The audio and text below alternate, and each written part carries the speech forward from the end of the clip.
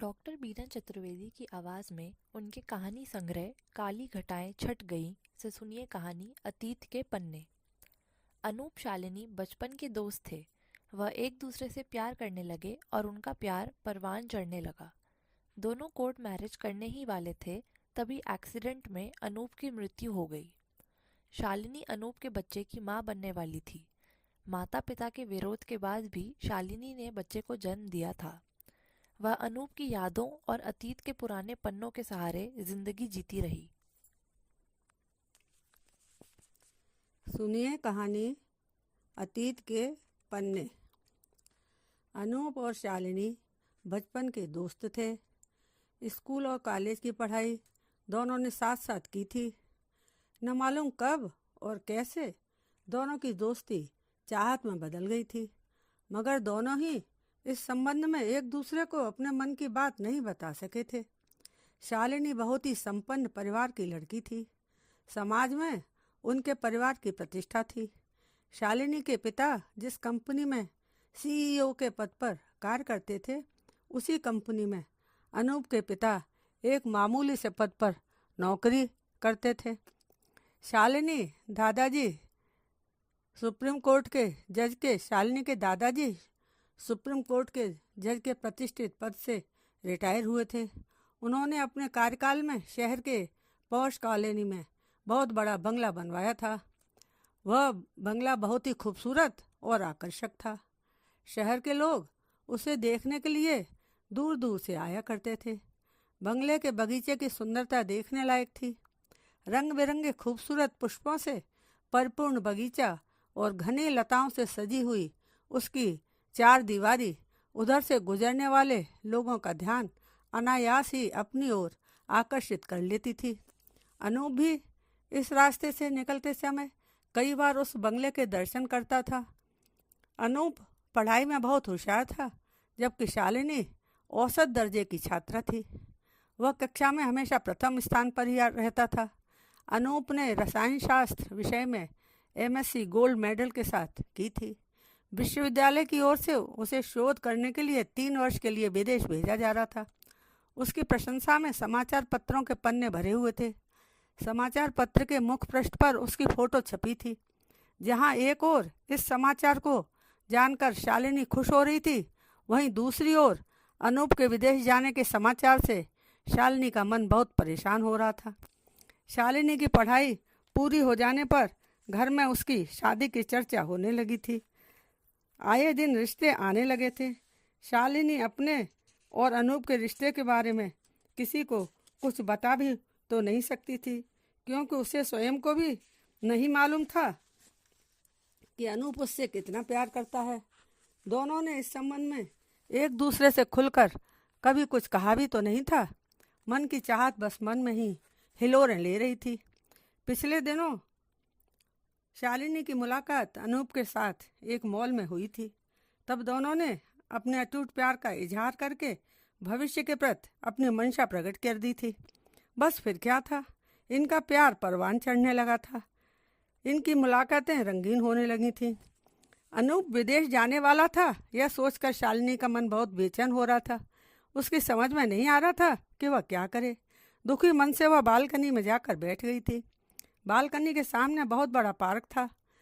उसमें खिले हुए रंग बिरंगे फूलों को देखकर उसे अनूप के साथ कॉलेज के गार्डन में बिताए हुए पलों की याद सताने लगी थी। वह सोच रही थी कि कॉलेज के गार्डन में बैठकर वे दोनों फूलों पर उड़ती हुई तितलियों के पीछे भागते हुए कितना खुश होते थे। उन रंग बिरंगी तितलियों के बीच से जब कोई एक तितली अनूप की पकड़ में आ जाती थी, तब अनूप शालिनी को छेड़ते हुए कहता था कि एक तितली उसने हाथ में पकड़ रखी है, जबकि दूसरी तितली बड़े गौर से उसे देख रही है। इतना सुनकर शालिनी अनूप से कहती थी कि वह हाथ में पकड़ी हुई तितली को छोड़ दे, उसे स्वतंत्र होकर उड़ने दे और साथ में बैठी इस तितली को अपने बंधन में कसकर बांध ले। शालिनी की आंखों के समक्ष वे समस्त यादें चलचित्र की तरह घूम रही थी। एक दिन शालिनी ने अनूप से कहा था कि वह 3 वर्षों के लिए विदेश जा रहा है। इतने लंबे समय तक उसके घर वाले उसकी शादी नहीं करने की बात किसी भी हालत में नहीं मानेंगे। ऐसी स्थिति में वह लोग जहाँ भी ठीक समझेंगे उसकी शादी कर देंगे। शालिनी की बात सुनकर अनूप ने उससे पूछा कि वह क्या चाहती है। यदि वह चाहे तब विदेश जाने से पूर्व ही हम दोनों कोर्ट मैरिज कर सकते हैं। इस बात पर शालिनी ने अपनी सहमति प्रकट कर दी थी। इसके बाद शालिनी घर आ गई थी। घर आने पर उसने देखा कि उसकी बुआ उसकी शादी के लिए एक रिश्ता लेकर आई थी। उन्हीं की जाति बिरादरी का पढ़ा लिखा और संपन्न परिवार का लड़का था। शालिनी की शादी के लिए जब भी कोई रिश्ता आता था वह यह कहकर इनकार कर देती थी कि उसे अभी शादी नहीं करनी है। उसके शादी के लिए इनकार कर देने की बात सुनकर घर वाले थक चुके थे। उन्होंने साफ शब्दों में कह दिया था कि बहुत हो गया, अब वह लोग उसकी बातों पर ध्यान नहीं देंगे, उसे शादी करनी ही होगी। शालिनी ने जब देखा कि अब कुछ नहीं होने वाला, तब उसने विवश होकर अनूप के साथ शादी करने की अपनी मंशा को सबके समक्ष रख दिया था। यह सुनकर घर में कोहराम मच गया था। सब सन्न रह गए थे।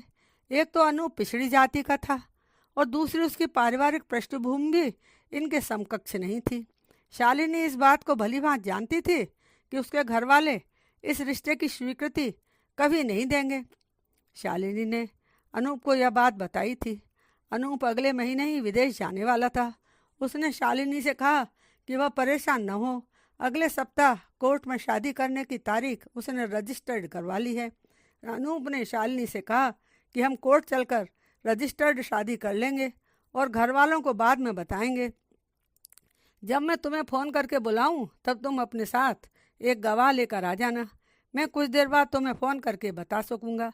सब कुछ इसी तरह से हो जाएगा। शालिनी के पास कुछ देर बाद फ़ोन तो आया था, मगर अनूप का नहीं बल्कि उसके दोस्त का था। उसने बताया था कि अनूप का एक्सीडेंट हो गया था। वह सिटी हॉस्पिटल के आईसीयू वार्ड में भर्ती था। फ़ोन सुनते ही शालिनी पर किसी को बताए बिना ही अस्पताल पहुंच गई थी। उसने देखा कि अनूप बेहोशी की हालत में लेटा हुआ था। डॉक्टरों ने बताया कि उसका रक्त बहुत बह गया था। उसकी हालत ठीक नहीं थी। शालिनी ने अनूप को आवाज़ देते हुए उसके हाथों को अपने हाथों में लेते हुए जोर से दबाया था। पल भर के लिए अनूप ने आंखें भी खोली थी और शालिनी की ओर देखा था, मगर दूसरे ही पल उसकी सांसें थम गई थी। उसे बचाया नहीं जा सका था। शालिनी अनूप के बच्चे की मां बनने वाली थी, यह बात उसने किसी को नहीं बताई थी।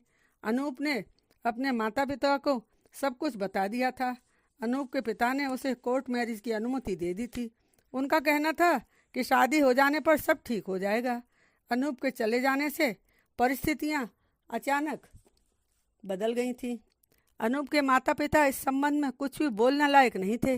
इकलौते बेटे के गम ने उन्हें तोड़ दिया था। शालिनी के घर में जब पता चला कि शालिनी अनूप के बच्चे की मां बनने वाली है, तब घर में इसका बहुत विरोध हुआ। कोई भी नहीं चाहता था कि शालिनी अनूप के बच्चे की मां बने, मगर शालिनी अडिग थी। उसने साफ शब्दों में कह दिया था कि वह इस बच्चे को दुनिया में अवश्य लाएगी, चाहे भले ही उसे घर छोड़ना पड़े। एक दिन बिना किसी को बताए शालिनी ने घर छोड़ दिया था। वह कहाँ गई थी इसको जानने की कोई भी कोशिश करने के लिए उसके घर वालों नहीं गए थे। परिवार की मान मर्यादा और इज्जत को मिट्टी में मिलाने की शालिनी की जिद से परिवार के लोगों को बहुत ठेस पहुंची थी।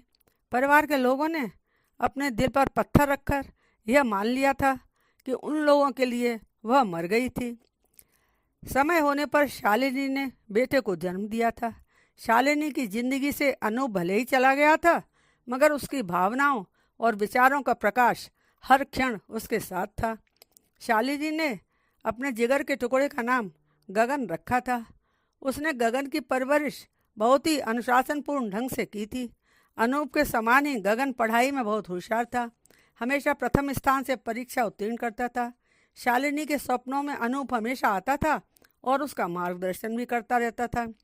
पढ़ाई पूरी हो जाने पर गगन की नौकरी बहुत अच्छे पैकेज के साथ एक बहुराष्ट्रीय कंपनी में लग गई थी। शालिनी के सपने साकार हुए थे। वह बहुत खुश थी। जब बेटे ने माँ को यह सुखद समाचार सुनाते हुए उसके चरण स्पर्श किए, तब शालिनी की आंखों से खुशी के आंसू बरस पड़े थे। उसने अपने बेटे को गले से लगा लिया था। शालिनी को आज अनूप की बहुत याद आ रही थी। स्वयं पर काबू करते हुए उसने गगन से कहा, बेटा, तुम्हारी कामयाबी को देखकर आज मैं बहुत खुश हूँ। जो खुशी आज से लगभग 22 वर्ष पूर्व मुझसे रूठकर मुझे ठेंगा दिखाकर चली गई थी, वही आज इतने लंबे इंतजार के बाद मुझे मिली है। गगन ने कहा, माँ, आपकी खुशी में ही मेरी खुशी है। यह सब आपकी तपस्या का फल है। आपने अपना जीवन संघर्षपूर्ण ढंग से व्यतीत किया है। अब से आप कोई काम नहीं करेंगी। माँ, आज हम इस शहर के सबसे बड़े होटल में चलकर डिनर करेंगे। आपको आज अच्छे से तैयार होना होगा। शालिनी ने कहा, बेटा ठीक है, मगर सबसे पहले हम मंदिर चलेंगे, भगवान को धन्यवाद देंगे, उनका आशीर्वाद लेते हुए प्रसाद चढ़ाएंगे और मंदिर के बाहर बैठे गरीबों को भोजन कराएंगे। शालिनी को ऐसा अनुभव हो रहा था जैसे गगन के रूप में उसे अनूप ही मिल गया था। शालिनी गत रात्रि में सो नहीं सकी थी। अनूप की यादों के पन्ने पलटते हुए वह रात भर खुली आंखों से अतीत की गहराइयों में विचरती रही थी।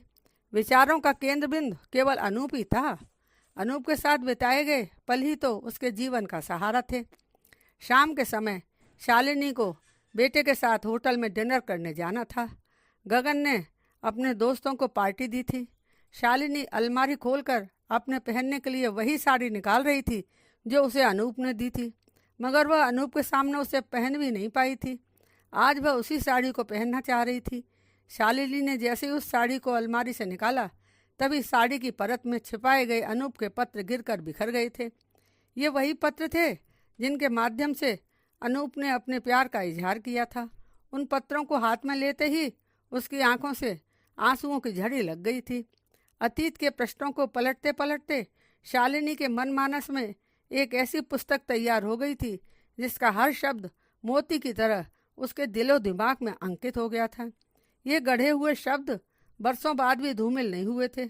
आज भी ये शब्द पृष्ठ उसे आशा की किरण का संकेत दे रहे थे।